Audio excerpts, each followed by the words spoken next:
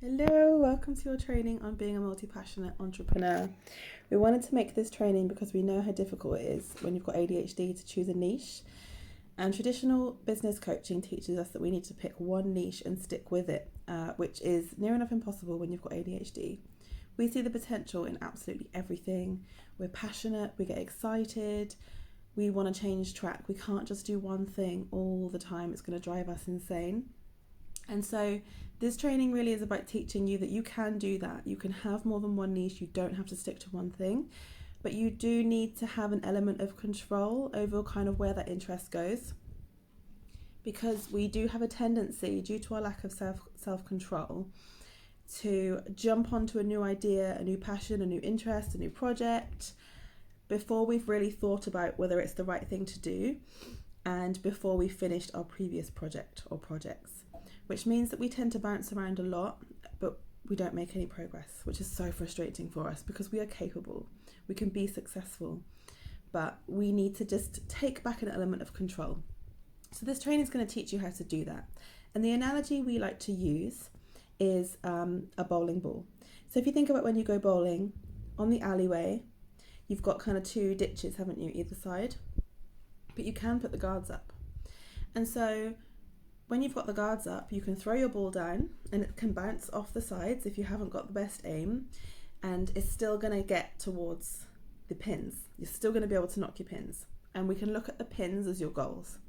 So with those guards up, even if it bounces from side to side, ultimately it's still going in the right direction. Whereas if you haven't got the guards up, that's kind of like our ADHD uncontrolled. That's kind of like when we're not being mindful of how many directions we're going in. The ball can go down into the ditch, it's not going to hit the pins, it's going to go down the side, you're going to miss. And so that's kind of the way we want you to look at it. So if you think of the bouncing from side to side as the different interests and the different projects you might want to take on, it still allows you to do that, but you've got your guards up, so you're not going to go off track. And so the activity we want you to do off the back of this video, or during this video ideally, we're going to get you to note down all of the things you love to do, all of the ideas you've got, all of the passions you've got. Just get them down on paper and outside of your head. You can also ask yourself these two questions. 1, what do you consistently enjoy doing? This is something that you tend to not get bored of. At least if you get bored of it, it's temporary and you always come back to it. And what can you consistently talk about? Or what can you consistently talk about? This depends really on what kind of business you have. So if you're a coach, then that's going to apply to you. What can you consistently talk about? So for me, it's nutrition, natural health, ADHD. I'm a coach. I love those things. I can talk about them all day, every day, whether I'm being paid for them or not. If you're more of a product-based business, for example, or a service-based business, what do you enjoy doing consistently? So for Nicole, she loves tech. She does graphic design, web design, anything to do with computers. So she's a service-based business. I'm a coach, although she's obviously taking on coaching with what we're doing here with the Boss Your ADHD business. So those questions are quite helpful. If once you've kind of brain dumped all the things you're passionate about onto the piece of paper and you're still feeling a bit overwhelmed and like you can't find a pattern, then those two questions could be really helpful. So the purpose of the brain dump, you can either do it as a list or you can do it as a mind map. So you know when you like write your topic in the middle and then you do all your offshoots, you can do that, whichever one works best for you, or any other method you know works really well for you. For me, it's lists. It helps me to organize all of the mess in my brain. Whereas for other people, they need to just get that mess out before they can organize it. So whatever works for you. So I'm going to show you my list. Hopefully you'll be able to see it okay. So can you see I've got my 2 questions at the top here, which has led down into, oh yeah, of course, importantly, that you're good at and you're an expert at, or you're an expert at. Because like you might consistently enjoy, I don't know, singing, for example, but you might be a really shit singer. So you want to enjoy these things, but obviously you need to be good at them. The things that you enjoy and you can do consistently, but you're not necessarily good at, like have them as hobbies. There's nothing wrong with having hobbies. As ADHDers, we tend to kind of want to monetize everything. We forget that we're actually allowed just to enjoy our time. So I've split this into 4 categories because these are kind of the 4 things that I'm really interested in. So we've got nutrition, fitness, what's that other one? I can't even see. Oh, life coaching and beauty.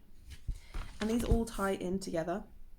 So on my nutrition list, I've written all of the kind of areas of nutrition that I'm the most passionate about, the most interested in, and I'm like the most expert in. Because there are obviously areas of nutrition that I don't know as much about. But these are the areas that I'm really passionate about and I can talk about all the time and I know what I'm talking about. Fitness. So I've written down all the kind of fitness, like the exercise types that I really like. So I've got weight training, swimming, strength and conditioning, yoga, circuit training, and bodybuilding. I love all of those things. And then in terms of life coaching, there are several topics that I really enjoy talking about. So I've got ADHD, relationships, confidence and self-esteem, emotional eating, and business mindset, which is what we're doing here. And then beauty, I've got hair, makeup, and skincare. And importantly, for the things I'm interested in, all of those things are natural, so toxin free. So that they all kind of really tie in together into the health industry. So although I've got 4 slightly different topics there, they all obviously tie into each other with being like personal wellness, health, being the best you can be. And I've kind of put in a square at the bottom there, holistic health practitioner, and my 4-year-old's drawn on it. Because that kind of encompasses all of it. So I don't necessarily call myself a holistic health practitioner. I just put that there to help me kind of be clear on the fact that they do work together. Another way I kind of like to look at this is if you look at a beauty therapist, for example, there's a hell of a lot of services they provide. They do massage, waxing, tanning, makeup, nails. I don't know, they could do loads of different things, but it all falls underneath this one thing of beauty therapist. And so you can kind of look at that analogy in that you can be one thing, but include a lot of things. So as a holistic health practitioner, I can include the nutrition, fitness, beauty, life coaching, and all the different topics that fall underneath that.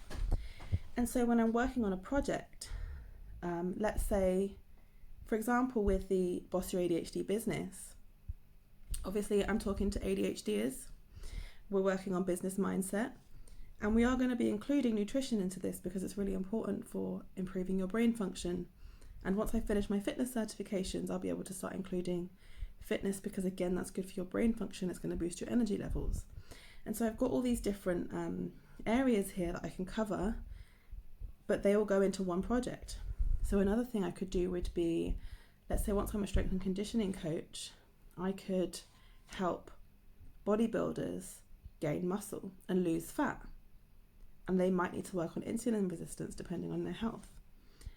They might need mood support because they're going to be training hard. And there's going to be some life coaching in there. We're going to have to work on their confidence and self-esteem potentially to make sure they've got the right mindset to achieve their goals in fitness. And so as you can see, I can kind of pick from each topic here a project I want to work on and who it's for. And so for each project with my marketing, I'm just talking to that person and that in that industry or that problem, whatever it is I'm targeting. So I've got all these different topics and I can bounce around, but I can make sure I'm in line with all of this, and I can make sure that I'm seeing one project through or 2 projects through before I move on to the next one. And so part of it is kind of that management of yourself. You can have all these different interests. I'm not even going to count them now because it's going to take too long, but there's got to be 20 different interests there within a similar area that I can talk about, but I need to decide. One of the things I need to be careful of with my impulsiveness is that I'm not taking on too many projects at once. And so obviously with the Boss Your ADHD business mentorship membership that we're doing, that's one thing I'm doing.